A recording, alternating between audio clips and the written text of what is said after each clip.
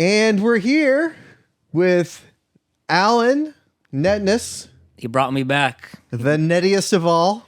You know what? The audience just couldn't have enough. I heard it was rave reviews for my last episode, so I had to stop by. Well, yes. You should have been in the comments section. Let me just tell you. Yeah. How's it going, dude? I mean, it's been all right. So we're coming into the playoffs here. That's right. And Go Niners. Well, listen, the playoffs are coming, and I'm fired up. I could give you my prediction, but I'll just say that I think, barring a significant injury, the Niners should run away with it. You're talking about 2 home games to get to the Super Bowl. I will say, I left Levi Stadium in 2017, and in 2018 was the first time I purchased a ticket to go as a fan into that stadium. Since then, through today, which we're in, end of the season, I've gone 22 times and they've never lost. I know you can back this up. Yes. I have pictures and proof of all 22 games I was at. 22 games, so that's 2017 to now. Every single game you went to, they won. So 2018, they won the first game they ever won. I'm even including preseason, so I will be fair, because that was the first start of it all. So in 2018, in August, they played the Cowboys. They beat them. And why this is actually pretty cool and special is a lot of people say, yeah, well, who cares, right? You've only picked the games that they're going to win, right? That's not the case, because in 2018, they only won 4 games. And it was the next year they got Nick Bosa. And in 2018, they only won 2 home games, week 1 and week 15. And I happened to go to both. So how could I have picked that, right? Who were those games against? They played the Lions in week 2, rather, and they beat them at home. Is this Jared Goff Lions, or this is still Matthew Stafford Lions? Okay. And then and then week 13, they beat the Denver Broncos, and Kittle had like 265 yards. You know what I'll do on the next time I'm here and I join you? I actually have it all written out on my phone and kept record of all of it. I mean, obviously I have tickets, but... So anyways, I think that the Niners will likely play the Ravens or the Bills, and I predict that the Niners will... they'll win the Super Bowl by double digits.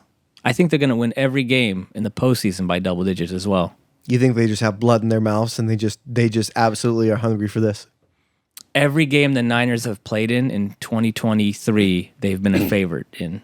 And every game they've won this season, except for one, they've won by double digits. If they go against the Ravens right now, I mean, right. We lost, and it wasn't a very pretty game, That was really one series. I will say that the 49ers, you look at the 49ers and you just do matchups. You say, okay, Lamar Jackson or Brock Purdy. Fine, you can give the edge to Lamar Jackson. Sure, okay? Just by a little bit. Fine. Then you go to the receivers. They have Odell Beckham, and they have their receiver, this rookie that they got. Forget his name. But then you look at Ayuk and you look at Debo. We got him in receivers. We got him at running back with Christian McCaffrey. We got him at tight end with George Kittle. We got him at linebackers. They have Patrick Queen and Roquan Smith. The Niners have Fred Warner and Dre Greenlaw. So it's like what you saw on Monday night was the Niners went into halftime playing terrible, and they were still down by 1 point. And then there was 2 passes in a row that Purdy threw that the ball got tipped and it got picked. And it was just a fluke. I don't see that happening again. So, I mean, they kind of have to be up by double digits every game, because otherwise you're probably going to rely on Jake Moody for some kind of game-winning field goal that may or may not happen. Jake Moody is, he reminds me of that 15 seconds before you're going to puke, when you know it's coming and you just don't know what to do about it. And every time he takes the field, man, it sucks to say it, but you just never think he's going to make it. And even when he makes it, he barely squeaks it in there, man. Like, it's never pretty. He's just got to have some nerves, right? Because in the NFL, when you have a game-winning field goal like he did in that loss earlier in the season against the Browns, and, you can make that 10 out of 10 times, in practice. and maybe even 50 out of 50 times, right, in practice. But you get that, and the crowd is there, and it's the pressure, and it's all your teammates, and you let them down if you don't make this, and you don't make it, and oh no, you lost against the Browns. And you guys might actually be in the Super Bowl this year, but you lost against the Browns. To our lovely producer's point, Drew, he had mentioned something earlier. The guy is 40 of 40 inside the 40, or 60 of 60 inside the 40 yards mark. But more importantly, they were looking at his stats, and then they took Justin Tucker's stats and somebody else's, and they have like identical rookie stats.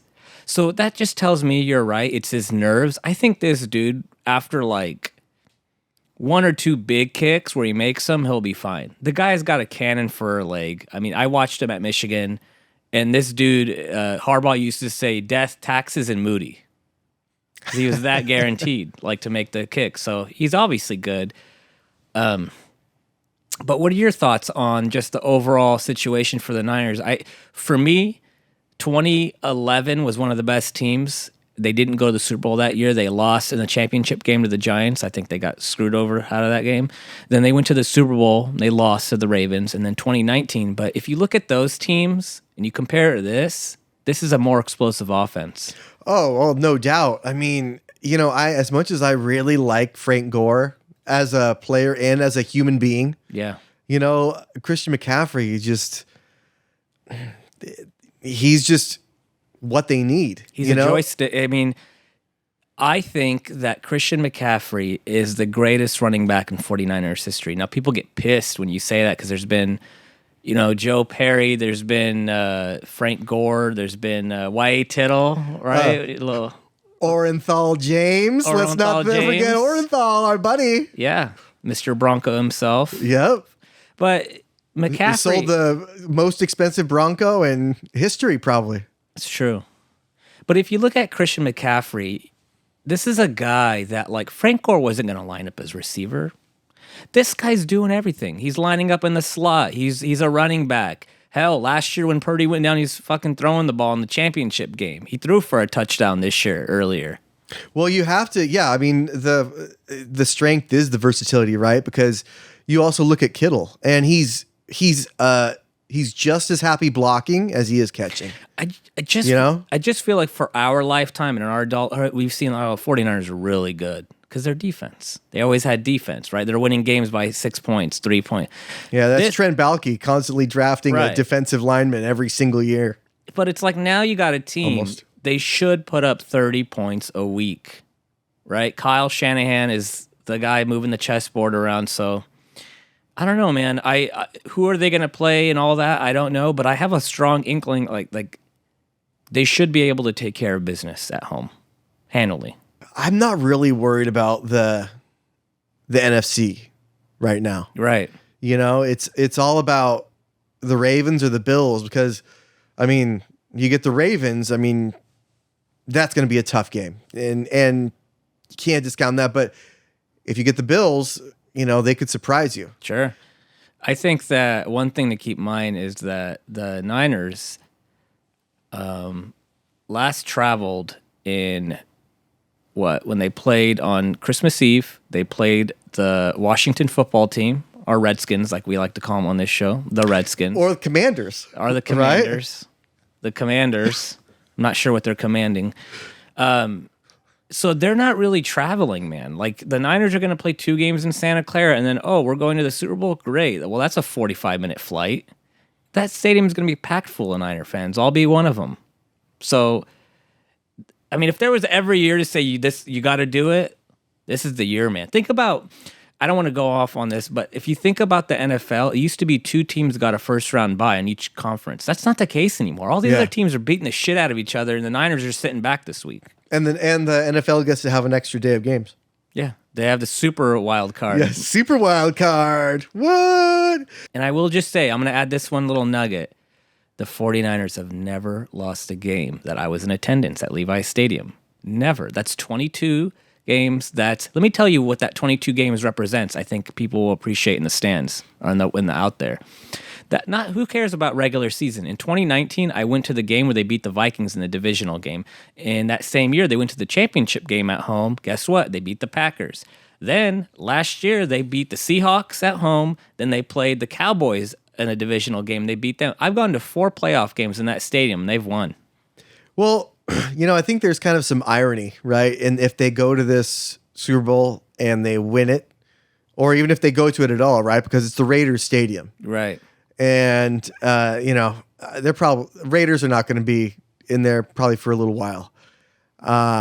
And, the only thing more ironic would be if it was at the Cowboys stadium, right? But they kind of have to make it this year, right? Well, what's interesting? Is it going to be too expensive pretty soon? Well, they got Purdy for another year after this on the cheap. So after this year, they don't have to pay him until at the end of next season. You think franchise tag? If they wanted to go that route, the bigger issue is they have to pay Ayuk after this year. They have to figure out Trent Williams. He's going to retire. Likely you need to fill that spot. And then what happens is, like you just mentioned, which they do this a lot in baseball. They've backloaded all these contracts. So now you're going to pay Armstead $20+ million a year, Kittle $20+ million a year, Fred Warner $20+ million a year, Deebo Samuel 20. All these guys right now have $5-6 million cap hits. So you kind of have to win, because then if you have to restructure, you know how it is, man. If you win a Super Bowl like the Rams did, they just blew it up. They got rid of all those guys that they had signed. Remember that? They had all those guys. They had Odell Beckham. They had that guy they got from the Broncos, the pass rusher. Forget his name. Well, that's classic LA, though. Pay and then just throw as much as you can at it to just get one. And then just... I think the Niners are trying to go the New England route. I think they want to be contenders every year. But, at this point, man, I feel it for Shanahan rather, and Lynch and the fan base. We just need one, dude. Because, we've had some really great teams. Didn't amount. We've gone to 3 straight NFC Championship games, and we don't have a damn Super Bowl to show for it. Well, it's tough in the NFL. It is. You had mentioned something about the Raiders. I wanted to tell you. Wasn't it ironic that they could win the Super Bowl in the Raiders Stadium, but the Niners Stadium at Levi's originally was going to house both the Niners and the Raiders? I remember hearing about that, but I also remember hearing about things like, oh, we're going to have a chocolate room in the Sweet Tower, and it's, and we're going to grow all our own herbs and all our own produce on the solar terrace and things like that. I hope nobody ever eats the vegetables on that roof. I'm pretty sure the security staff and employees piss into that roof. They don't actually grow vegetables on there, right? It's just basically succulents and little things, isn't it? No, I don't know what they grow, but I know some of it's used. Some of it's used, maybe not in the regular concession stands, but they claim that some of the ingredients in their food is just getting produced up there. I don't know. We work there, so I could just say I'll never eat in that place. I know how it's made. Once you see a sausage, you can't. Well, so I've always said that I really like the crab sandwiches. Yeah. And I said this with Bob too. The crab sandwich is the thing to get, whether if you're at Giants or 49ers. It's just, it's a $20 sandwich, right? And they probably don't catch the crab right there that morning. But, man, those are killer. It's the Bay Area. How could you not go with something like that? I wanted to ask you, because we are in the winter months. I had this debate with my sister-in-law in the car. I basically said, in terms of Christmas movies, it's Home Alone, and then everything else. Now, I'm 37 years old. I was born in 86. Home Alone came out in 1990. I would have been 4. I went and watched Home Alone 2. I remember Lost in New York. My brother took me. I was 7 or 8. We're about almost the same age, you and I. I don't know if I'm just biased, but to me, I put Home Alone on its own pedestal. What's your top Christmas movie, in your opinion? You kind of do have to put Home Alone on the top, but, there's Nightmare Before Christmas, of course, which you can watch nonstop. From Halloween time to Christmas time, and it's relevant the entire way through. You know, one thing I'll say is that having kids and experience Christmas with them, it's being able to introduce them to movies that when you think that they'll get it, right? So we just recently introduced my oldest to Home Alone, right? And so she watched it and she just loved it, you know? Of course. Just setting booby traps and all that stuff, you know? And so like she tried to set like booby traps around the house, right? But, you know, it's those old movies, like, sure, she probably doesn't grasp the Christmas Vacation movie, the Chevy Chase. Those are a classic. You know, I've heard he's actually a not a very nice guy to work with. He's not. Living in Vegas, I would always ask the question, hey, so who's the most famous person you've dealt to? Or hey, who's the most famous person you've given a ride to if they're Uber driver? That guy's name's come up a couple of times, Chevy Chase, and they say he's an absolute dickhead, and so is Dan Marino. That's another guy I've heard. Dan? Piece of shit, yeah. Oh, probably because Ace Ventura did him dirty. Yeah, I mean, I don't know if you know, but Dan, one of the reasons why Dan Marino, I'm going completely off topic, but it's just in my mind, Dan Marino was drafted by the Dolphins, but he played at Pittsburgh in college, and he was going to go to the Steelers, but he had a major coke problem. That's why they didn't draft him. Oh, man. People don't know that. He should have just switched to Pepsi. Yeah, I know. That's what I was thinking. Or Starry, you know?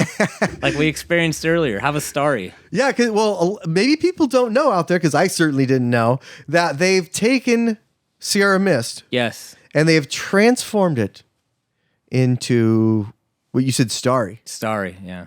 Yeah. Well, sorry about it. It's like it reminded me of wrestling when they would just make somebody a good guy and all of a sudden turn him into a heel and try to study the same guy. It's like, no, I'm pretty sure that's still Hulk Hogan under that mask. I don't know. Hollywood Hogan. Remember, the Hollywood Hogan was the bad heel. Hollywood Hogan, or, you had Mankind, who was Cactus Jack. You had and Cactus Dude Jack, Love. Dude Love, Mankind, and then you just had regular McFoley. Yeah. But it's like, that's what they're doing with this Starry. Hi, how's it going? Yeah, I'm going to go ahead and get the riblets, all you can eat, bottomless, and I'll just go get a Sprite. Sorry, sir, we don't have Sprite, but we have a Starry.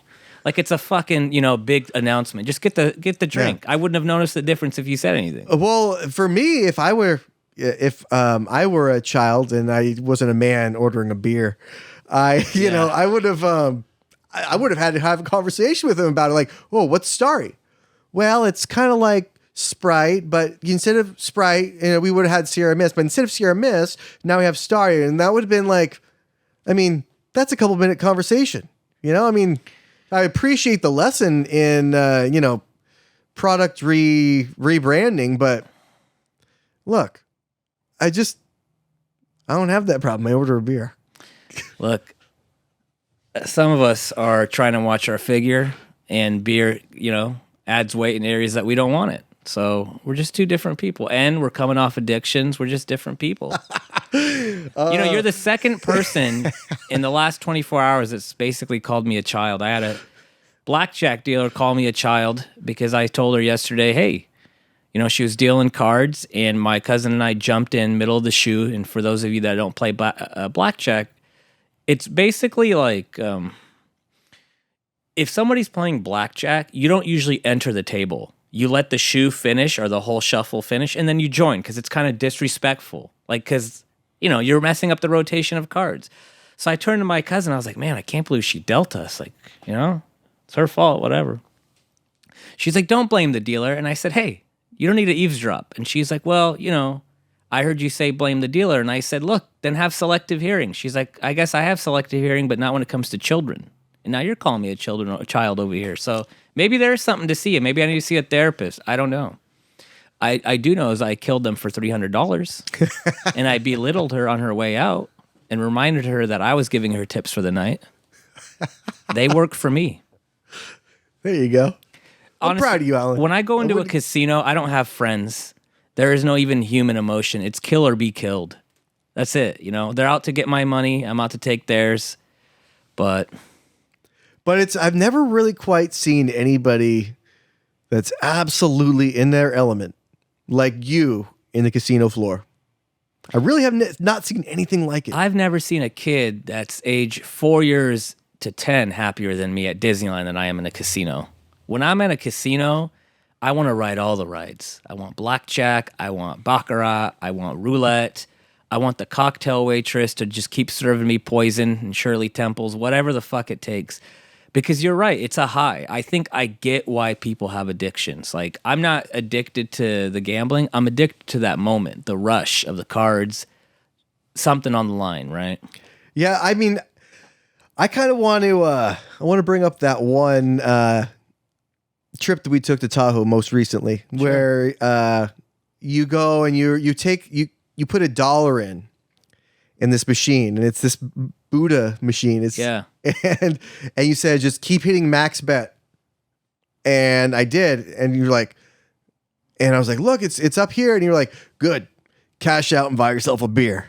You know, like, that's just, man, you call your shots, and you just. For one story I will share, just because we have to get it out into the universe, is you're right, that did happen. I think the slot machine was Dragon Link, and you got the 6 Buddhas, so you get 22. How do you identify that? It says it on the machine, Dragon Link. No, I mean, but how do you identify like that one was going to hit? Oh, I'm a degenerate, so I know all the winning combinations. It's like looking at a chessboard, knowing 10 moves ahead what's going to happen. It's not something I'm proud about.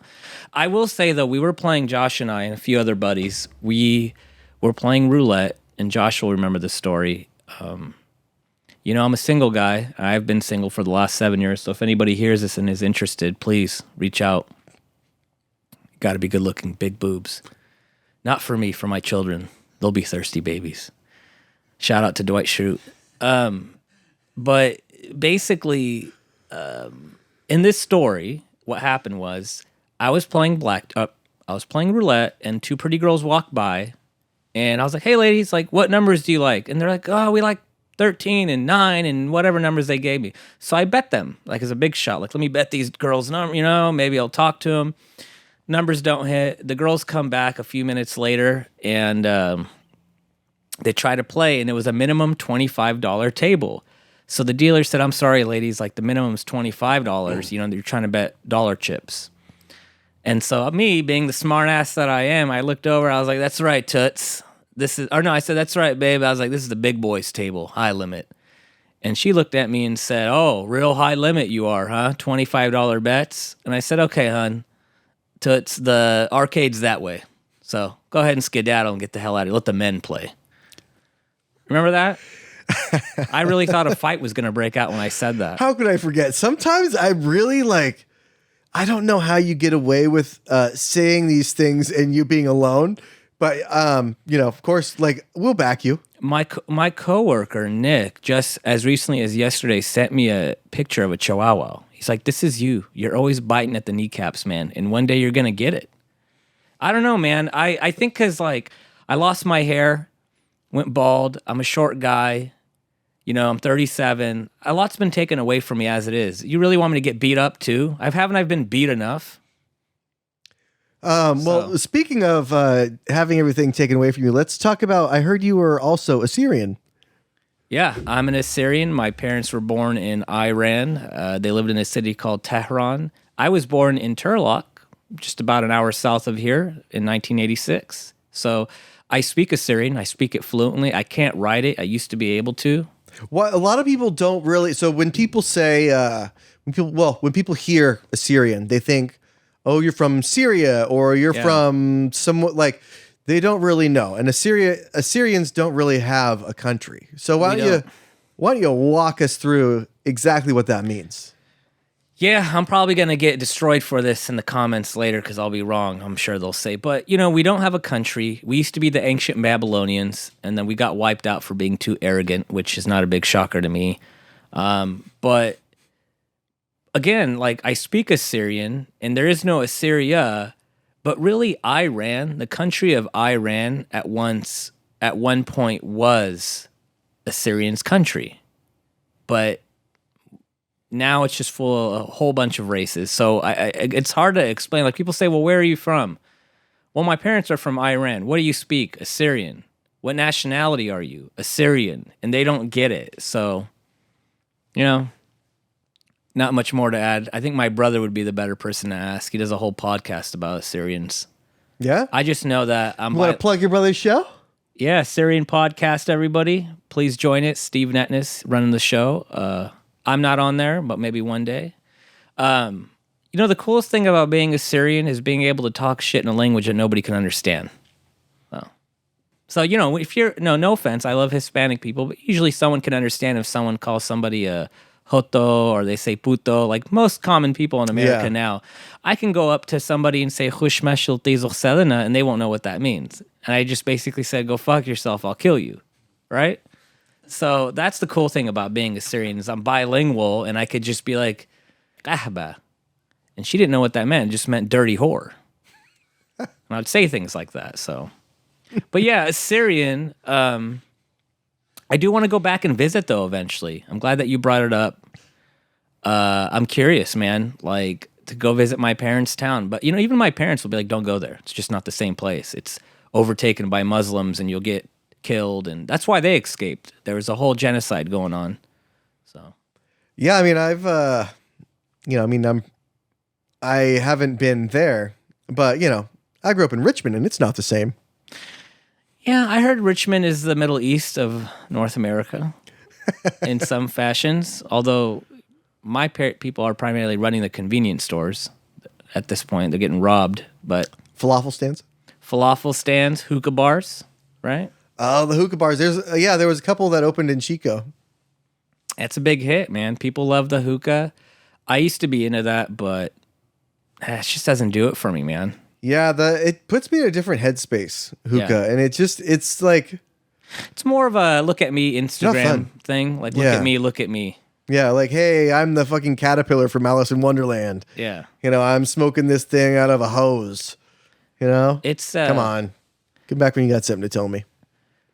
What do you think? I was going to ask you, we're in an election year. What do you think is going to happen in our country? Like, not necessarily who's going to win, but like, do you think there's going to be a lot more, is it going to get a lot more tense in the next 4, 5, 6 months as the election gets closer?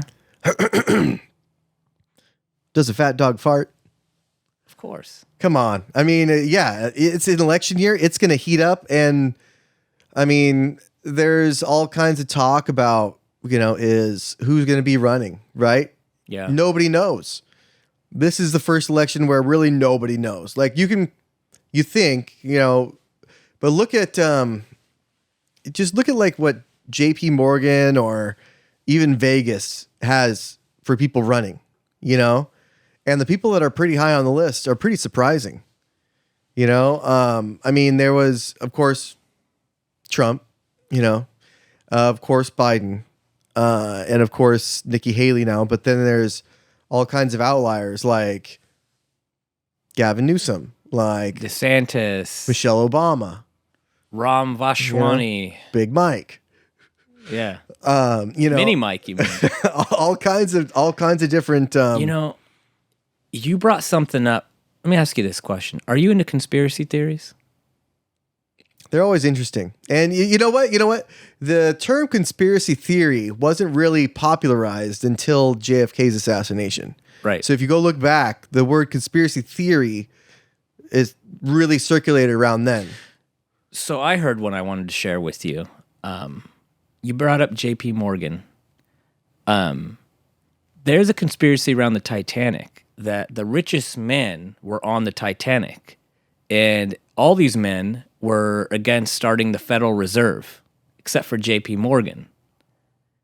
And there's a belief out there, and the conspiracy theorists, that basically all these men, the richest people in the world, got onto this Titanic. This dude pulled off, that shit sank, and the Federal Reserve began. Do you believe there's any truth to that? They purposely sunk that thing? I mean, there's different... Yeah, there's... I don't know if I believe that they purposely sunk it, but that's not the first theory that I've heard like that. I've also heard that it wasn't actually the Titanic, and that it was a different ship, and for some reason that ship had some kind of a defect in it or something, and they wouldn't have got any insurance if it had to be repaired and brought back to port. But if it could sink, then they would have got some kind of insurance payment for it. And I really am not quite sure, because isn't that that was kind of right around the World War, right? 1912. It was around World War I. Yeah. So I think that those kind of, God, the government could have got away with so many things back then, and they probably did. I just find it interesting because they're just like, yeah, it hit an iceberg and it went down that quick. Like, poof, it was gone. It was also different things. Like there was somebody didn't have binoculars or something. And if they had binoculars in some area of the ship, that they would have survived. See if you can find anything on that, Drew. See if you can find anything on, like, if they would have. I could be completely talking out of my ass, which wouldn't be the first time. Speaking of that, how about those guys that went in that submarine that exploded or submerged? Imploded, huh? Imploded. Well, I've heard the thing about that is that's it. It's like it's a millisecond to where you're alive and then you're not.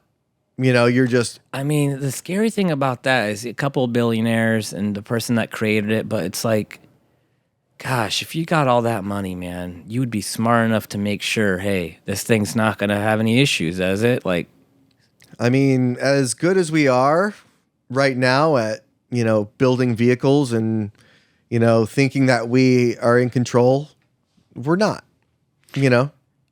Speaking of building vehicles, our man Elon, I'm a Team Elon guy. I'll tell you right now, I will drive his cars. Hell, if he ran for president, I'd vote for him. Well, yeah. I know that's not a very popular opinion, but I like the guy. I like him, but he's certainly ruffled a couple feathers with that Twitter thing, right? You mean X? Do I mean X? Yeah, I mean formerly X. Sorry.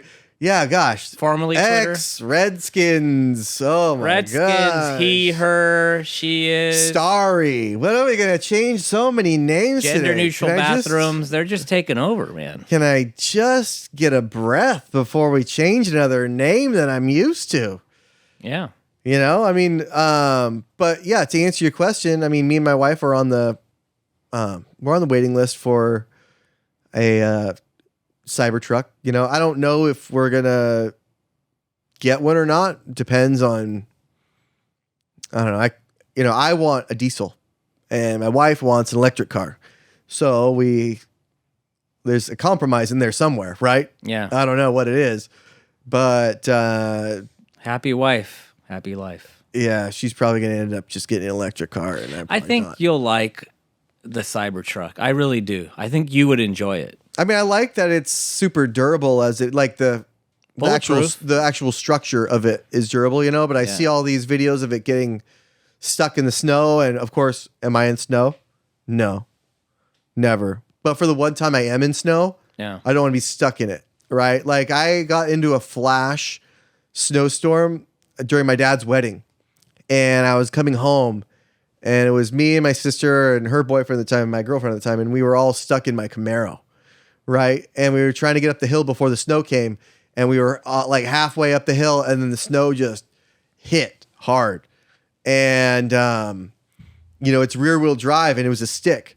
So it's like, it's hard to maneuver that. It's damn near impossible to maneuver that uphill in the snow, especially because as I was going slow, I was getting traction. But, as it was snowing, the road is freezing and the tires are freezing because they're wet. And it's just eventually the tires kept going, but it was just going back, and then it was just sliding, and the brakes did nothing. Nothing did anything. And then, it was all just a mess. It was a semi involved. Nobody got in an accident, but, we had to wait there. Then this cop pulls up to me. He's like, well, you're about to buy the most expensive chains you've ever bought. And then like the chain guy comes there and he's like, oh no, we don't have anything that'll fit this. And he's like, well, you guys need to get towed out of here right now. I'm like, well, yeah. What do you think? Yeah. You think I'm going to be trying to spend the night in a Camaro in a snowstorm? Come on, man. Well, it's good for the nitrous, though. Yeah, and the thing is, you were living a different life. You didn't have two kids then, and maybe the electric's more suitable. It just really depends, like you said. Yeah, you want to have something with You said, was it turbo? You said, what did you say? Diesel. Well, I wanted a diesel. Yeah, okay. But that's just because I like the longevity of it, right? Because you can drive a diesel for 1 million miles. Like that's not. I mean, it's a long way, right? But it's not uncommon. With a gas car, they don't last as long. Okay. You know, it's just the nature of the kind of motor that it is. The one works on a constant burning, one works on constant explosions. Okay. I'm gonna throw something at you here. I want to throw out some words and just get your first opinion on it. First thought comes to mind. Ready? Center plate. Randy. Donald Trump. The hair thing. There's just a little bit of, the fupa. Yeah, cool. Because sometimes I actually have that myself. Yeah, and it's just the way that your hair is. And I mean, I'm not like balding or anything. It's just sometimes the way that my hair is, and it just kind of like goes that way. What's wrong with balding? Well, nothing. I've heard isn't that due to extra testosterone? Yeah. I heard balding is the new thing. My hairline and LeBron's receded about the same time. We're the same age. So the way I see it, I'm in tip-top performance shape. Throw another one out there. What are your thoughts on Jeremy Schiffman? What do I think about him? Yeah. I think he's a no-good crook. Yeah. You can't trust anyone with red hair. Well, I don't know. I mean, I have a daughter with red hair, but it is slowly getting darker, and I think it's going to end up being a brown. But certainly, especially if you grow a red beard, like, what are you trying to prove? How much red do you really need? Especially when you have that red complexion too. I know I have that sometimes, but luckily I have a little bit darker hair. Sometimes it's a little more, got a golden hue, you might say. But I don't know, man. He just, we've invited him on the show, and his people have constantly. Man? Why are you ducking us, Jeremy? They're constantly just give you the runaround, and I mean, he's from LA. What do you want? He's a Southern California person. He's the guy from Mad TV, right? The cover. That's Alfred. Yeah. Yeah, that's Jeremy. Yeah, Alfred E. Newman. Mm-hmm. Okay. Yeah. Well, I mean, we'd love to have him on the show. The issue is, hell, I made it to this show. Right? I mean, yeah, to your credit. I don't live in your area. And the weather outside is frightful. Is it frightful? Oh, yeah, frightful. Yeah. Yeah, okay. The weather outside is frightful. something. I don't know. Oh, well, my daughter knows all the songs. She actually she has to sing for this audition she's doing for Wizard of Oz, the play. Your daughter at 7 years old is the most accomplished person in the house, sounds like. Reads books. Is doing everything. I mean, what are you and Candace doing? You guys are lazy people, man. I'm doing this, and I'm not sure where she is. No, she's probably inventing something. She's actually in the Bay Area for a funeral. So now don't you feel bad? Huh? You insensitive prick. Yeah. Well, listen.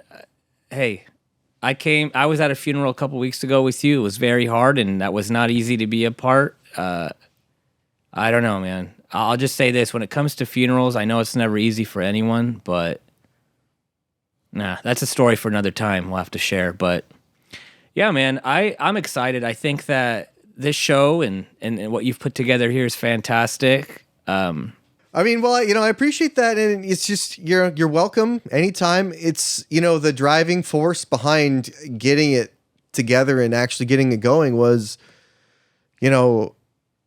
working at the A's, working at 49ers in both stadiums, even working at the Cow Palace, the Shark Tank, everything. It's just these people, like, we're not around for forever, and there's so much there's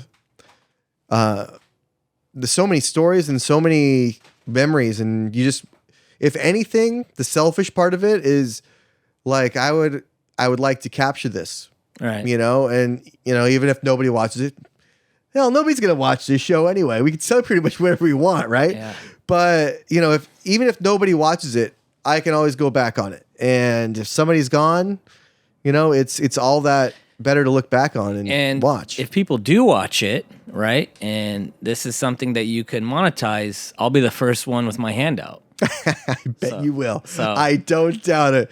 That's probably why there's not many Assyrians left in this world. Yeah, I'm right? trying to get on the ground floor. Aren't you an endangered species right now? We had a saying in Turlock amongst all the Assyrians: "Shake with your left, but hold a rock with your right."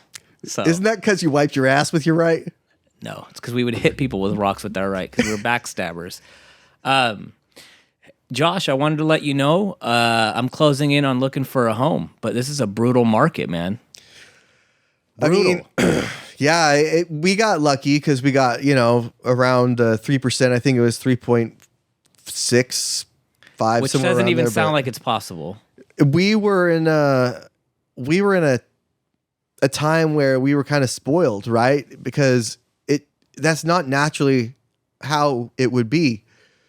Naturally, I would think it's probably going to be more around 5 or 6, but right now with it being so high as it is, I wouldn't recommend anybody get a loan.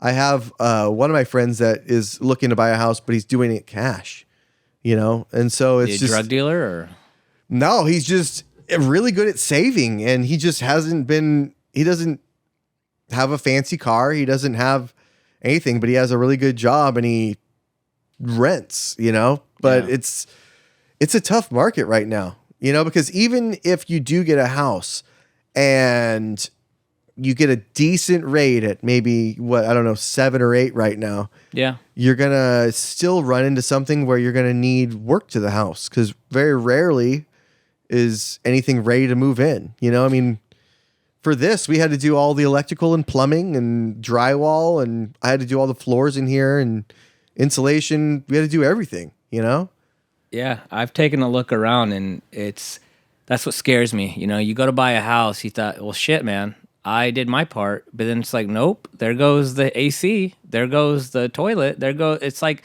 what happened to just buying something and shoving people on it and getting rent from them, It's the old American way. Oh, that was back in early 2019. That's when that died out. Now it's kind of more attractive to rent. So if you're going to be that guy that buys the house to rent it, I mean, it's tough because you have to live in it a year in order to get like there's certain special interest rate versus like investment. FHA, you mean? Yeah, FHA versus like an investment home. Yeah, we went with conventional, just so that we didn't have to. I think it was just so we didn't have to do PMI. But there's all kinds of different reasons, man. And it just depends on where you're going to go because right now in California, people don't want to come here right now. Yeah. Necessarily, People are stealing, shitting on the streets. You don't get in trouble for stealing. You can do anything. You can just walk into a Walmart and steal something and no one will follow you out. Right? I mean, it depends. Thank you, Gavin Newsom. Up until like what? Right under $1,000, right? Even then, they have no place to house these people. But yeah, I mean, but that kind of goes with the point. Like nobody's coming to California. They're going to Texas. They're going to Florida. They're going to Colorado. My brother is my other brother, oldest brother. He works at a electricity company, and he's doing pretty good. And he said to me one time, he said, there's 2 reasons why people don't live in California. 1, they can't afford it. And 2, because they've never heard of it. Point being, everybody would live here if they could afford it. This story of, this person's leaving because of this policy and that. You know what? I came back from Nevada. It was like I lived in Tatooine. I will never go back to that hellhole. And as far as Texas, sure, you can move to Florida or Texas. Enjoy the weather. Enjoy the the tornadoes and the monsoons and all this crap that happens. Only in California can it still be December and 61 degrees outside. I don't know why California gets such a bad rep, other than like San Francisco. You can't even walk those streets, man. You can't even, like, you used to go to San Francisco and go to Cheesecake Factory, Union Square, have a walk. You can't walk anywhere there without stepping over a homeless person or stepping on shit. Yeah. It's pretty bad now. It is really bad. And even when I worked at Candlestick, and I would come to the store, it would be like, fine. It'd be an excuse to be downtown Union Square. There was always homeless people, right? But It was never like how it is. And, all we need is Chinese rule. And we need Xi Jinping over here because it was clean when he was here. And, if he sticks around, I want him to come over here and we can clean up Sacramento together. Yeah. But all we need is a Chinese dictator around, and then it just kind of gets everybody into gear. We need martial law. Maybe after 9 p.m., you just can't be outside anymore. I don't know. You're right. They really cleaned it up. And then it's like, what did they do with all the homeless people? Where do they put them? I don't know, maybe they were all actors to begin with.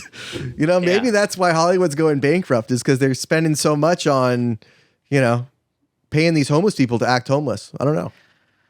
Yeah, the movie Joker really reminded me of San Francisco with all the clowns running around the city. It's just the same thing, but they're dressed as homeless people. I mean, you can't step 2 feet without somebody begging you for money, panhandling, or, oh, wow, that was a crack pipe and a shit stain. Excellent. Out of the $200 plate dinner I just had.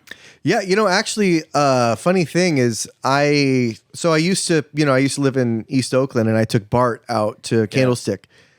And so when I was taking it, I saw these people in the seat next to me, how they have the seats that face each other. Yeah. And so this woman had this needle in her arm, in the shoulder, right? And it was stuck there. And she just took her arm away, and it was in there, and it was like, oh God, if you hit it against anything, I can't imagine what that would feel like. But she probably was wishing for that to happen. I mean, I don't know, but I took a picture, and one of my I won't say friends, but people I know was like, because it was a group chat, and it was like, well, why'd you take the picture? Why didn't you help them out? Help them do what? Help them do what? Yeah. Help her take it out? Help her clean it? Help give her money? Right. Ask if she needs a place to stay. What? Help her do what? Get her the treatment that she needs? No. Why? That's risky to me. You can't help people that don't want to be helped. And if that lady knows that that's in her arm, sitting on a bar, I doubt you coming over and saying, hey, can I help you out? She's way past that. She's living in another fucking planet, dude. She's probably on Site B in Jurassic Park in her mind right now. Isla Sorna? Isla Sorna. Not Isla Nublar. Right. Okay. There's two separate things. Site B. Site B, yeah. That was where they didn't have any Dilophosauruses in Site B, right? But they did have pterodactyls. They did have pterodactyls. Yes. Yeah. So I watched all those movies recently with my oldest. And so we saw that last one when it came out in theaters, because we had kind of binge watched all the movies up until that one came out, watched it in theaters. And when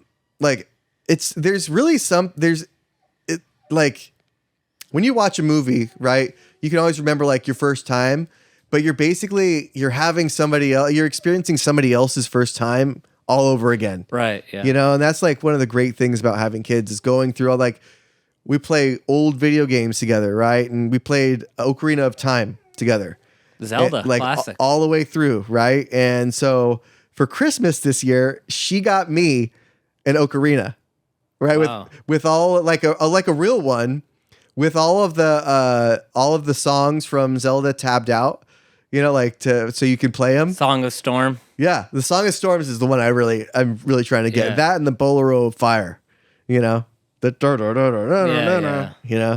just those. It was pretty much a perfect game. Speaking of Ocarina of Time, my brothers passed it. They did have a cheat guide. Apparently, they never used it. I had a cheat guide. I still couldn't get out of Jabba Juba's belly. You mean Jabu Jabu? I'm sorry, Jabba Jabu. Well, that was pretty challenging. Jabu Jabu, that was challenging, but the most challenging part of the entire game, and I will still say it's probably the most challenging part of any Zelda game, and I'm not alone in this, is that water temple. That water temple where you had to lower and raise the water levels. Yeah. 9 or 10 times during the whole walkthrough. Oh God, I love that game. But the reason I don't like to replay it is because of that water temple. So every time that we go through that water temple, I get out the strategy guide and I just follow that to the T because I am not wasting time there. Let me ask you this. I'm going to preface it this way. What's the greatest Star Wars game of all? What's the greatest Zelda game of all time? Well, it would have to, I honestly do think it's Ocarina of Time. I agree, but you want to hear an unpopular take? I think it's really up there with any game. It's it's probably one of the most perfect games ever made. My cousin, who the minute Nintendo does anything, he sends me an article, Nintendo freak, Zelda freak, Mario freak, blah, blah, blah, blah. He actually thinks Majora's Mask was a better game than Ocarina of Time. How could you say that? I didn't even pass that game. I thought it was a joke. I have not played that game all the way through, but it seems like they were trying to capture that same audience for Ocarina of Time, but the whole time the story just wasn't there. Yeah, what is the moon is crashing to the world and you have to stop the moon. Right? So at the end you fight the moon, don't you? Yeah. But my issue was like in Ocarina of Time, you had to go get the horse, was it Epona, and save her. There was things going on, man. Like in this one, it's like you switch from different mask. Each mask carries a different thing. Like I didn't understand the concept of it, but yeah, I just thought that was interesting when I heard that. And I mean, there's all different ones, right? Like, because right now, if you ask my daughter that question, she would probably tell you Breath of the Wild. Yeah, I was just going to say, because that's the latest and greatest. Well, right now, Tears of the Kingdom. Tears of the Kingdom. But and I've got that, but I mean, it's hard to get into because there's so much to do. There's Is even it open more to world? do. Yeah, I keep calling it Star Wars Zelda now. It's still open world, but it's almost too open because it's not just open world. There's open sky and open underneath the ground, and there's like you can create machines out of parts that you find, and it's so involved, and like I have to give my hats off to them, but it's a lot to take in. I just think that when it comes to games now like that, they need to just go back to the original format. There's a problem, be the hero, go save the princess. It's turned into like, are we playing Zelda? Are we playing Grand Theft Auto? What are we doing? Like, it's too much. It's dangerous to go alone. Take this. Yeah. What is that thing? It's a Klingon Batleth, #1 in home defense. Huh. Can you imagine somebody coming after you with that? Like, imagine if you were, I don't know, trying to break into my car and I saw you on my Ring doorbell and I quietly came out this door and snuck out and, Yeah, I mean, that looks like it would cut right through and there'd be blood gushing everywhere. That's what that item looks like. It's very easy to swing around and it's very balanced for what it is. What I was going to ask you, because I kept bumbling the same thing, but I might as well bring it up. I mentioned Star Wars a couple of times. What did you think of, and if you haven't seen, I understand, what did you think of Book of Boba Fett? Oh, well, I have seen it, and I actually liked it because it showed a different... I like Tamura Morrison, the guy that plays Boba Fett, and I think it's great that you have to keep him around for all the clones, right? He plays literally 6 million characters, and so having him incorporated in that and like having his age be the age it is right now, I don't like that they put that random Fennec Shand character with him, but I do like how he killed what's that guy's name? The robot looking No, thing? the Twi'lek guy, Jabba's siblings. Oh, it's not. Is it Ponda Baba? What's that guy's name? What's the Twi'lek guy's name in Return of the Jedi? That has the head tentacles, Drew. Who's that guy? I forget his name. I know who you're talking about. It's not Ponda Baba. I think Ponda Baba was the guy in Star Wars Episode 4 in the bar that got his arm chopped off. Yeah. You know what the best line in Attack of the Clones is from what's his name? The actor you just mentioned. Is it Tamura, you said? Tamura Morrison, Tamura Morrison. And he says, when Obi-Wan's kind of like looking into the situation. What was it?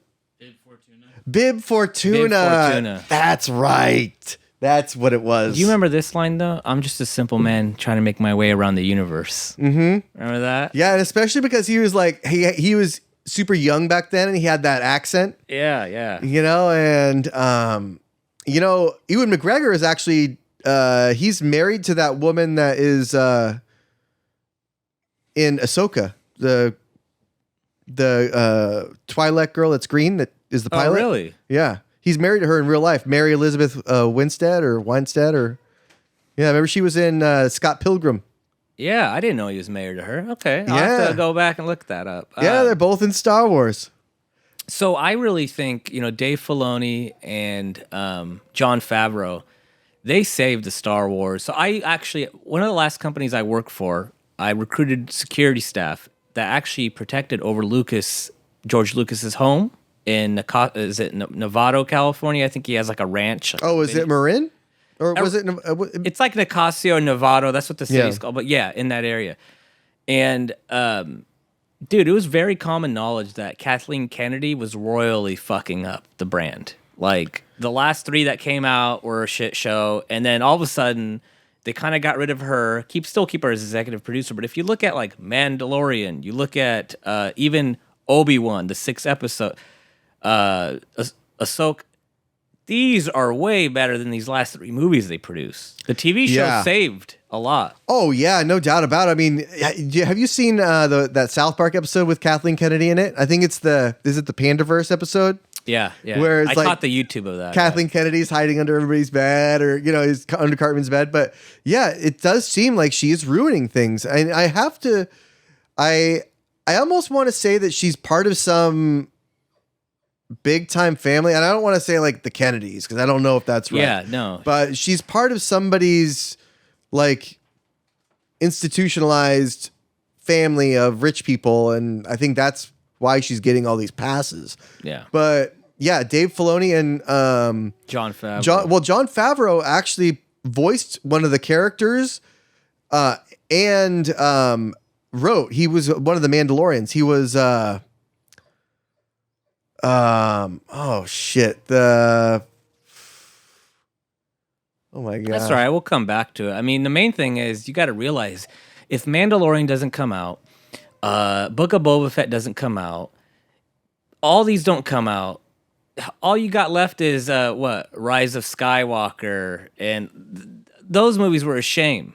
Sham. To say at the end of it, hey, my name is Rey and my grandfather is Darth Sidious. Like, the absolute fucking evilest dude ever. But actually, you know what? My name is Skywalker. It's like, yeah, they screwed that up, and I think, honestly, even Mark Hamill, man, it was an embarrassment. It's like if Kathleen Kennedy was actually like, I don't know, Kathleen Stalin. Yeah. Right? And it's actually, she comes to America and she's like, actually, I'm Kathleen Kennedy. Yeah. Like, this name is good here. Like, I'm not going to use Palpatine, but the fact that they had to kill Han Solo told me everything I needed to know about their creative writing. Yeah. Yeah. They all had to die. And the way that Leia died is like, we didn't really write anything, but she died. So let's write her off screen like we did with that, like they did with the husband from Cheers, that guy from Cheers who was the hockey player. Yeah. Eddie. Yeah. Carla's husband. Yeah. And so they just wrote him off stage because he upset people, like it's like when you get written off stage and when you get killed off stage, the network doesn't give a shit about you. It's you either died in real life or there's some drama. Speaking of which, a little nugget for anybody that's a Brady Bunch fan. I went on a Brady Bunch binge. If you ever watched the Brady Bunch, it went 5 seasons. In the last episode, Mike Brady, the father, is not in the episode. The show ends with Greg graduating high school. And he's going to college, and the dad's not even in the episode because the Robert Reed, who played Mike Brady, refused to be in the episode because he thought it was a stupid fucking idea that Bobby would be selling a hair supply that would make your hair change, your hair color change. That was the whole bit. Like, Greg's gonna go to graduate. Bobby's trying to make extra money, so he's selling like some hair gel. But then the hair gel turns your hair orange. And so because of that skit, Robert Reed, 5 years as Mike Brady, said, you know what? Go fuck yourself. I'm not going to join.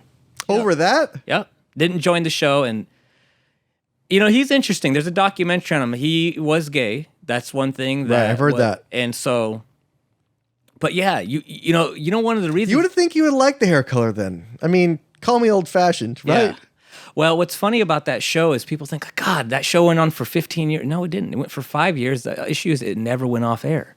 It's always on some Nick at Night rerun bullshit. Yeah. But Cheers, like you mentioned, 11 or 12 strong years, right? The first love I could ever think of was Diane and Sam. Oh, but it was always rocky, wasn't it? It was always, the tension was there, but the relationship was there for maybe only a couple episodes. Yeah, I think that when I watched, and I've seen it 2 times over, the whole series of Cheers, what made that show special was just the way they built out characters. Like, they would have an episode where you're dealing all day with Norm. They would have an episode where you're dealing all day with Frasier, right? Or the postman. Mine's John Ratzenberger. Who did he play? The postman. Cliff Clavin. Cliff Clavin. Yeah. He wasn't even. He auditioned for Norm. Yeah. Well, dude, I mean, up until recently, he's been in every Pixar movie too. Yeah. But when you think about it, like, Cheers is still kind of going on. Yeah. Because you have Cheers, then you had Frasier, right? You had now they have Frasier again. Yeah, now they have a new Frasier. And so it's like, that guy he still has a story, and that's still going. And so you could easily have any of those characters back on that new Frasier show. I think we talked about this off air when we were in Lake Tahoe. I think the smoothest transition in sitcom history had to be when Coach passed and Woody Harrelson came in. Because it was like, it sucked when Coach left, but it was almost the same character. They were both kind of witty and kind of oblivious to everything around them, right? Yeah, I mean, Woody was kind of like, the thing about Woody is he a lot of the things that he plays in, his name is also Woody. Yeah. It's like, did this guy just have a hard time being someone else? I mean, you're an actor. Yeah. So why are you named Woody and everything? Because that's not really a common name. Yeah. It's interesting. A lot of people have done that as well. They just carry their name. I don't know. It could be more of a psyche thing, right? I mean, I guess, but that's... But his name in the show is Woody Boyd, right? So... Yeah, but you never identify with the last name, right? Yeah. So, but it's... Everybody calls him Woody, and I think... What do you think his greatest film is? Kingpin? Definitely not the Han Solo movie. White Man Can't Jump. Han Solo movie. My God. The only movie I liked... Kingpin, I think, for sure. The only movie I liked out of that Star Wars kind of one-off, it was... Rogue One. Rogue One. Yeah. It was the only one I'm like, damn. Mm-hmm. Everybody dies. Yeah. Spoiler alert. They have to, right. The ending. You know what's going to happen. They're going to hand the little card to Princess Leia. Like, Mm-hmm. But when you came out with like Rise of Skywalker, and then it's like the way they killed off Luke, the way they killed off Han Solo, like the way you thought, I'm spoiling this for everyone that hasn't seen it, the way they killed off Chewbacca, oh no, never mind, he's alive. Like, it was just weird how they filmed all that. Disney really wanted a woman lead character. And if you look at Kathleen Kennedy is... They're all about that. Diversity. Yeah. Which is, it's fine for a couple of them, and it really worked in Rogue One. I have no issue with it, but if you look at Star Wars, they had a white woman lead character, black actor lead character, Hispanic lead, the pilot. Right? And a Wookiee, and then... a droid. That movie that girl in the second movie, the Asian girl, I forget her name. Her sister was a fighter. Yeah. Yeah. See how they're spreading that all around there? Yeah. I mean... Yeah, I do see that, but it's... I think it's all for... Like, I've been to Disneyland recently. Everybody I just named you has some sort of merchandise you can buy. Oh, well, dude, you got to be a rich man because I got to bring all 4 people to Disneyland, And if you go, then you got to get a hotel, and if you get a hotel, you got to get the Disneyland hotel, and if you got to get then you got to get the full experience, and then you got to get the fast pass, and then you got to do research. You got to be a fast pass expert because you got to book the 2 the night before, and then you can maybe wait in line for another one. And it's just like it's so much. I did it, and I can tell you're right, without a doubt. It's almost impossible with children. I did a 12-hour day. I went to Rope Drop, and all the way to the closing, I did Star Wars Galaxy's Edge, which I think you would like, but they still have some more development to do. But that place, it is impossible to go with children unless they're very patient children. and they're not. And I have a 2-year-old, so it's like she's not even going to remember that anyway. Yeah. You know? No. Like I took Aurora to Levi's, and she caught a pass. You know, she was like 4 years old, 3 years old maybe, and she caught a pass, and I was like, "Go run to the white line," and she ran to the white line on the field. You know, because they had parties on the field sometimes, and so she ran for a touchdown, and she doesn't remember it. Yeah. You know, she remembers a little bit of when I worked at the A's, and because I taught her how to drive a golf cart. Yeah. You know, and you know, kids drive like this, and a golf cart when you're going fast, you'll flip that thing over. So, you know, we got it on 2 wheels, but you know, she remembers that a little bit. But for all your youngest one knows, this is Disneyland, this garage. You could give her tools, you can give her pots and pans. She wouldn't remember it. It wouldn't be worth it. You got to wait for these girls to be 10 and like 14 years old and be like, all right, you're going to remember it. And by then they might not even want to care. Or maybe like 6 or 7. Because I remember going, and I remember my first time I was like 6 or 7, and I still remember it. Yeah. You know, but a 2-year-old's not going to remember, and it's just going to take away from everybody else's experience. Sure. You know, she's not going to remember. It's going to be a pain in the ass. You're going to have to bring diapers. She's going to, I don't know, shit her pants. You know what I wanted to tell you is we were talking about this earlier, separate from Disney. By the time I join on the next episode you have, if I get brought back, that is. If you guys don't hear from me, the ratings were poor maybe. We'll see what the comments section has to say. I want to make sure that you finished Goodfellas and that you finished Casino and The Bronx Tale. You know, those are 3 movies, no excuse. Even, I was going to say Godfather, but that will take you a little bit longer. Yeah, that's a multi-episode You deal. can at least watch Goodfellas, because there's too many one-liners I could be throwing at you right now that would go way over your head. You know, I just have to find some time to sit down and watch it. Like, I really need to, I do have to up that game. Yeah. I mean, you're missing Academy Award movies. And why? Because you decided to have children. Whose fault is that, you know? Well, because I've been watching Yellowstone. Yeah, that's right. Yeah, you watched it? I've watched one episode of that. It's not bad. I just don't, you know, I'm more of a mafia type of like killing spree, Pablo Escobar guy, Narcos. Yeah, well, son, when you live that life, it's not very interesting to see it on TV. Yeah, that's what I hear. I mean, you have some of these main headliners here. You got George Bush and Bob Ross, 2 of the biggest criminals the world's ever seen. One took our Saturdays with painting. The other one took 8 years of our life looking for weapons of mass destruction that didn't even exist. They never did find those, huh? No. They've been looking for those as long as I've been looking for a girl on Bumble. It's just not going to happen. They say they're out there, but they keep giving me these nematodes that pretend to be humans. Well, you know, I mean, Saddam was a people gasser, and nobody likes a people gasser. No. You can't be gassing your own people. Then again, he seemed to have stabilized everything over there, and it hasn't really got any better anyway. I don't think it really will. You know, I don't think Saddam was a great guy, but, you know, what did we go after him for, really? Does anybody know? It's like we went in there, we basically dug around looking for weapons that didn't exist, came out of that a couple trillion more in debt. Where'd we get with? And now we're in a situation, the Middle East has never been worse than it's ever been.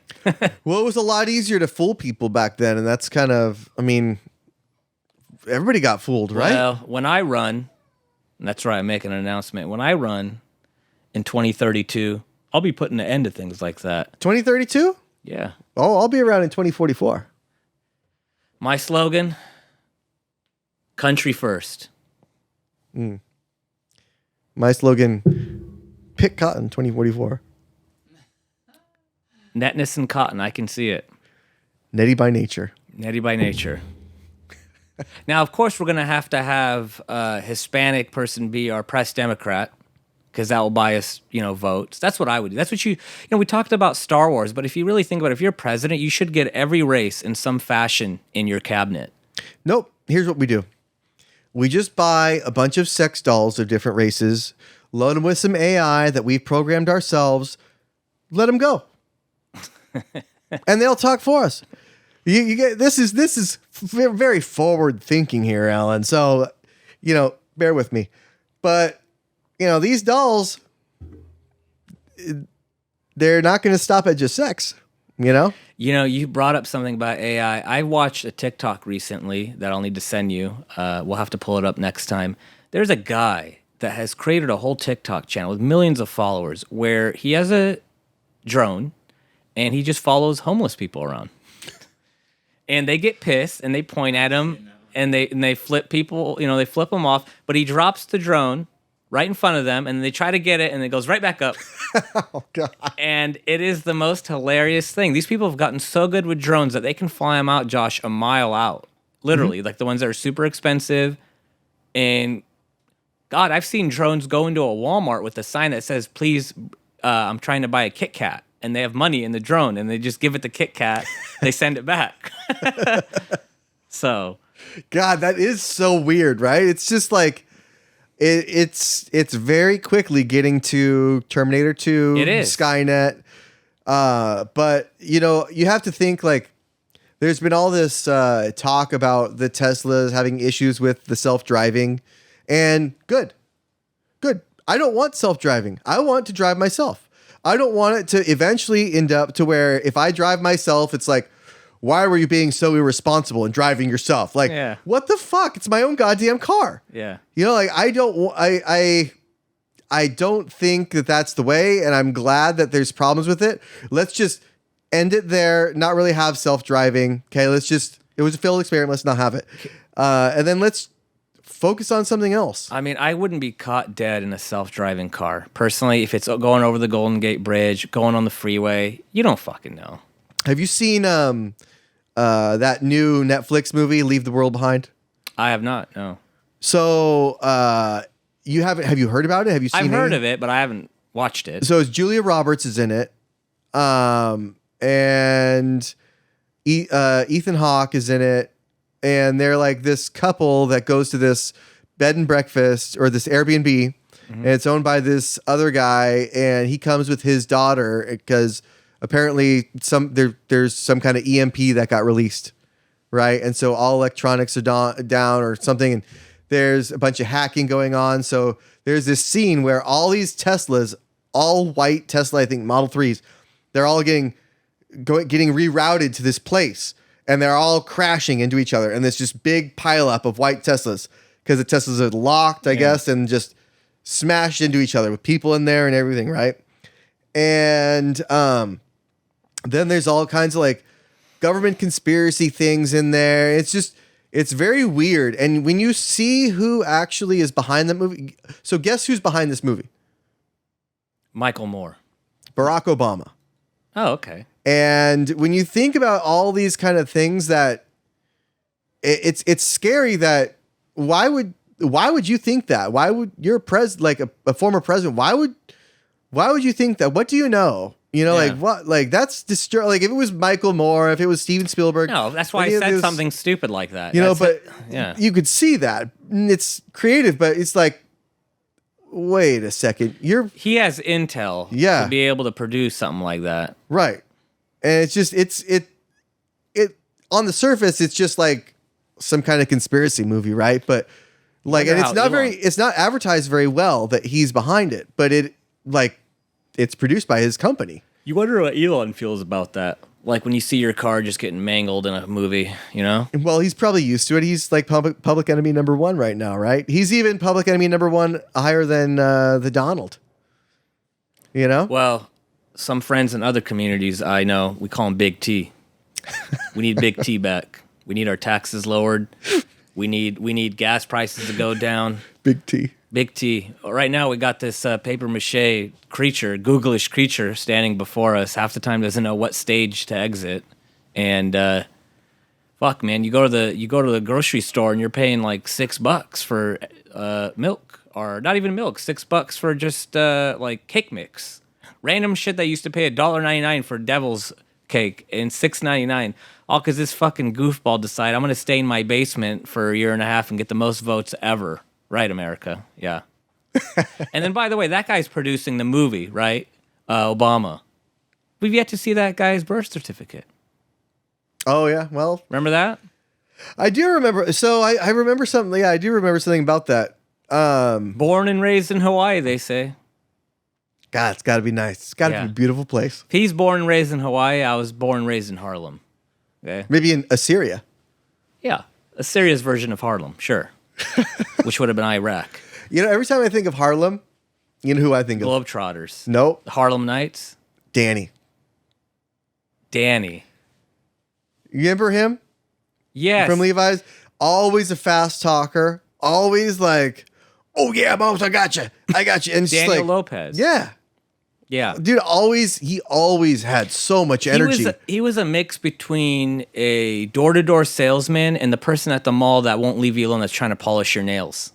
You know? Hey, boss, I got this idea for you, boss. Let me show you, man. Oh, okay. All right, then. It's like, come on, man. I don't want to buy anything, man. Leave me alone. A good heart, though. Good heart. I hope he's still alive. Pretty sure he killed somebody. Yeah, no doubt. We didn't do background checks then, and I think he did, but that's why I always stayed on his good side. Okay, Daniel, you take your third cigarette break. What do you think of Travis Kelce? You think that Taylor Swift thing's really real? I think he's a beta male, and it is real, and Mr. Pfizer, as I like to call him. Who would be an alpha male then? Aaron Rodgers? In the NFL, who's an alpha male? Fred Warner. Trent Williams. Okay, Deebo Fred Warner. Samuel. Fred Warner. Big Trent. I think Deebo's the Deebo's opposite. still pretty new, though. Nobody really knows a whole lot about Deebo still. You know who's the beast is Nick Bosa. Right? I think he's got And he drives a Tesla. I think he's got a great beard game going on, too. It's very symmetrical, and it's like... It's the kind where it kind of looks like he doesn't try, but you can tell that there's angles in there, and it's really... It's something that's not appreciated, and I think he is, as far as the ladies are concerned, today's Clay Matthews. Yeah. Mr. Goldilocks himself. I remember Clay Matthews, him and Kaepernick. You remember? Well acquainted. You ain't no Russell Wilson, bro. Yeah. Yeah. I mean, let's talk about that for a second, because Kaepernick, I think you were with me when we worked at the stadium and we went to lunch at Pizza My Heart. And we go in there, you know, we have our like Niner stuff on. We have our badges on. I think it's me, you, Jay, and somebody else. We walk in there and we're in line to order. And this dude turns around to us, like some random Asian dude in like a vest and like a, you know, semi-formal attire. Yeah. Turns to us and he's like, "You guys work at the stadium?" And I was like, "Yeah." And he was like, "You all should be shot." Remember? Yeah. Because that's when Kaepernick started kneeling and everything. Yeah. And it's like, what? Why should I be shot? And it's like, he went off. And that guy kicked him out, right? Yeah, well, no. The guy, he let him order, gave him his food, and he was like, "You can't eat it here. You have to leave. You can't talk to people like that." And because we would come in there all the time, right? Yeah. And we would tip well. Like, you know, we don't make $1 million, but like we work in that industry. We were regulars. They knew us. And we recognize, you know, it's like, this guy helps us out every time. And so this guy, he got kicked out, but I mean, the rant, the hatred that we were going through for like, I mean, geez, I don't kneel. Like, and to be honest, that kind of, the whole production of the flag ceremony, everything didn't really start in the NFL until 9/11, right? Look, as far as the kneeling goes, I'll quote the Baby, the rapper. The only time I kneel is when I'm fucking a bitch in the ass. So I don't know why we got all that hatred. The bigger question we need to talk about is our trip to Taco Bell that you're avoiding. See, we would always go, Josh and I, for the viewers on, we would always go to Taco Bell too. He doesn't want to mention that. He'd get the Mexican pizza. And I don't know what the circumstance was, so you could stop me at any time you want, but they made a mistake on your order. And the guy pushed your tray to you and said, like, "Here's your food." But it was wrong, and you got into some sort of disagreement with him. So then you decided to take your food and just slowly push the tray over the counter until the food fell. You remember that? Well, yes. And so I ordered a Mexican pizza, and for some reason they said I didn't order a Mexican pizza. And it's like, no, this is what I ordered. I ordered a Mexican pizza.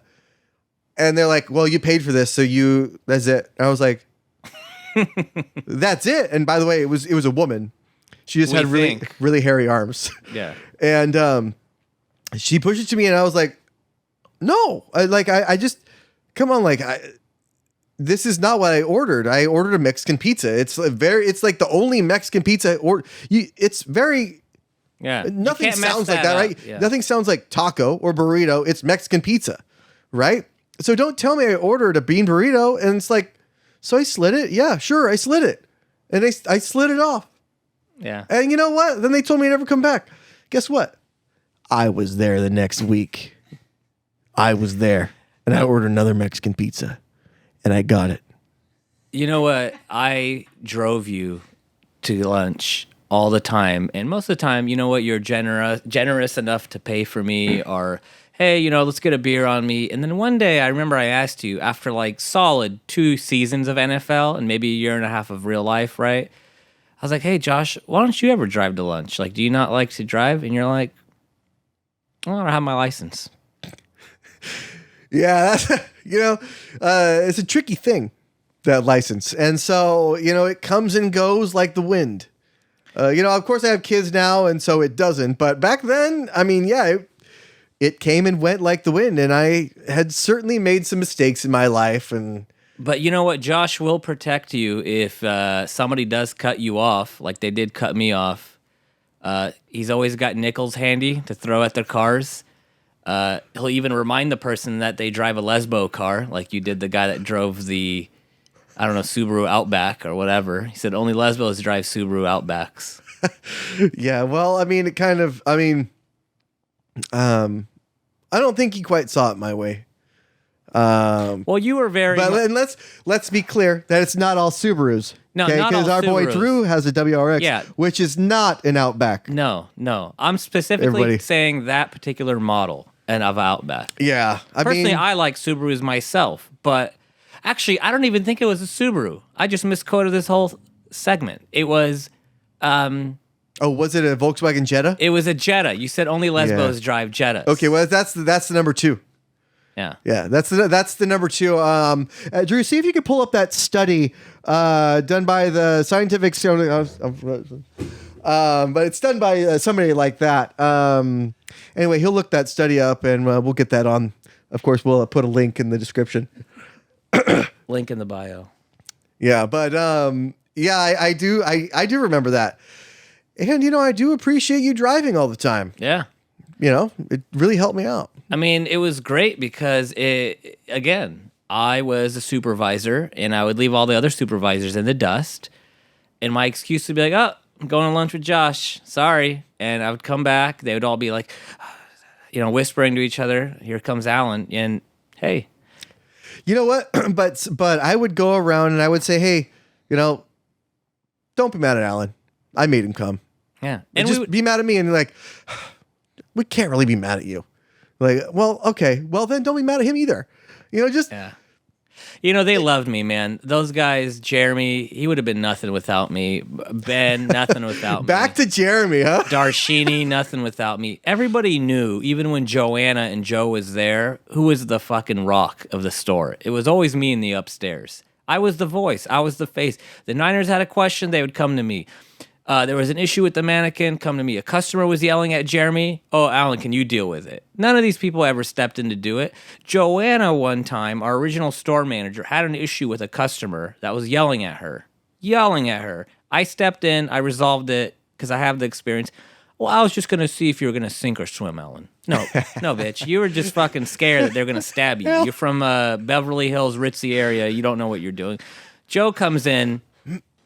Half the time the guy would show up at 11 o'clock in the morning, angry about something that happened in his life, go directly in the back, sit back there, pound coffee. We'd see him around 1 o'clock. We'd go to lunch. I dealt with everything, man. For as lazy as people called me, I dealt with it all. So if I want to take a fucking lunch and go to happy hour with you, I'm going to do that. Well, very valid, but also to the other point, like we remember going to lunch. We remember having that time. Do you remember like having to get these stupid projects done for... No. It didn't really matter. Like if there wasn't a game happening, it didn't really matter. We live for game day. Like you go to lunch and people would always say, well, I can't go to lunch today. I'm too busy. Why are you too busy? Like, why are you too busy? This is like, it was always important to me, and like even now, not all of us are here. You know, it's like to always go to the lunch and go hang out of work. It's important. I can name every place you and I went to lunch. I can. We went to El Viso. We went to Pizza My Heart. We went to Doña Maria. We had Togo's a couple of times. We did Round Table a few times for the buffet. So those are all memories. Why do I know them? Because they meant something. Iguanas too, but I don't like the sauce. I didn't like the burrito sauce. Yeah, big fan of that. The sauce. You need to come to San Jose and try the La Vic's. That's the big talk of town. La Vic sauce. Oh well, I do like in San Jose they have that Taco Bell. That's the Cantina. Yeah, and it's just so weird how they fill up the cups. Like, how do you fill up a beer from the bottom? You know, it's weird to me. You know, how you fill up a beer from the bottom? It's weird, right? Yeah, I don't know. I mean, Taco Bell in general, it's like I'm getting that when I'm already drunk. I'm not getting it before I'm drunk. That's just me. I'm more of a fucking, if I have to eat fast food, it's, you know, if I have to eat Mexican food, I'm just going to go to a taqueria. Oh, yeah, if there's one around. If I'm trashed and I need to just make sure I'm not going to puke, give me a Crunchwrap Supreme all day, and that will take care of that. Mexican pizza. No doubt. You never ordered it. You got the bean burrito, sir. Here's your food. You son of a bitch. All right, well, we're going to cut it off there then. Yeah. I think we'll argue this off camera. Yeah. Well, thank you guys, and thanks for Josh for having me. Hopefully we'll see each other soon, man. All right, buddy. All right. See you guys.